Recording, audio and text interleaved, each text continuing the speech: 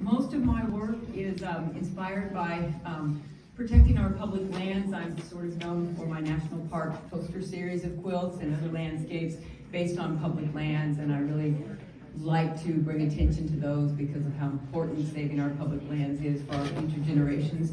But I also enjoy anything about the nature and the outdoors, and I like piecing. So a lot of times I do big abstract piecing quilts with lots of piecing. And this story is not one of these stories from the heart, but it's very interesting in that I was trying to dye some dark brown fabrics to use in some of my national park poster quilts. I like solid fabrics, and I didn't know a lot about dyeing, and I had a whole lot of old dye. And so I did these brown colors, a whole bunch of them, and washed it, and it all washed out, and I was left with lots of peach fabric. And that year, the Pantone color of the year was peach. And then I was watching a series of programs on television, I can't remember the name of the show, where in the intro of the show, this flock of flamingos flies across.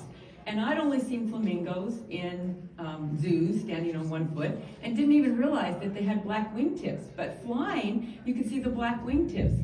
So I decided on those three things to make this quilt with abstractly designed flamingos and do lots of piecing and lots of different blocks in lots of different sizes, and then played around with it on the design wall to put it together until I got a lot of good movement with it. So the really challenging part was it's not put together with like rows of blocks like traditional quilts, and it's all different sizes. So as I continued across into putting it together, by the time it was finished, it was very unsquare. But since it's block based, I couldn't just like cut it off and square it up. So I did a lot of blocking and stretching to sort of get it more back in shape, so I didn't have to cut anything off at a funny angle.